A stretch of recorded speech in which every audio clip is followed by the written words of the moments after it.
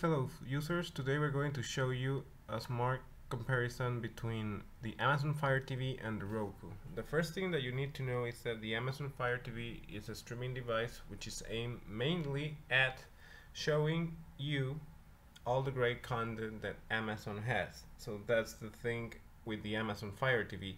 They will always portray their shows and movies and all of the stuff they do offer on Amazon Prime on the home screen of every Amazon Fire device, despite the fact that you can add other apps such as Hulu and Netflix. They are always aimed on showing you firsthand their content, which is why I think the Amazon Fire TV has a lot of really interesting graphics and a great user interface, because they want to catch your attention so that you always decide to subscribe and purchase their content. It also has a lot of features like voice recognition, which allows you to search with voice commands, which is great. You don't get that on the Roku. It also has a really neat layout on your TV, so it's visually shocking, but it's in not a bad way, because you do get up front what you would like to see, and that's a good thing. However, there's something really odd about the Amazon Fire, and it is because it is so graphic that it requires so much power, and it's sometimes overwhelming. You will find it a little bit slow. Sometimes it feels like it's disorganized because you don't get a clear definition of the content, because you have to browse and see what are movies, which are channels, which are apps, and so on. And it's because they always give the priority to their content. The second most important thing about the Amazon Fire is that it runs on an Android-based operating system, and that's a good thing because you can add third-party sources, for instance like Kodi, which is very popular if you do enjoy movies and TV shows and series. It's a great thing because all of the content is free, and it's the same popular app that you get on your PC now available on your Amazon Fire, which is Kodi.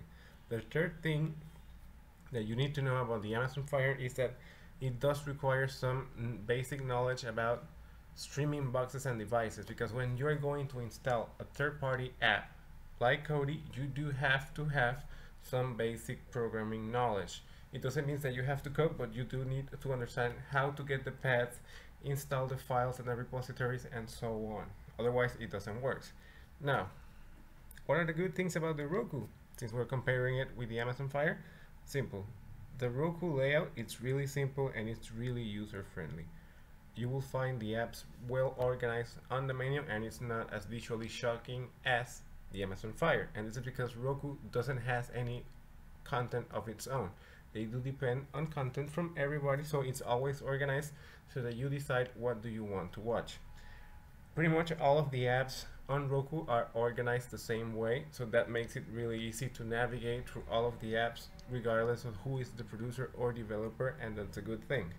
Another great thing about the Roku is that there's so much content that it doesn't matter if it's a lot of, you pretty much get the same layout for each one of them, so you can browse them really easily and it's not complicated.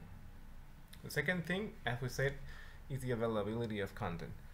Roku, even though it has its own operating system and it's not as interesting as the Amazon Fire, because you cannot add a lot of content since their operating system is really restrictive, there's a lot of content developed by a lot of Roku users and followers, which is a good thing.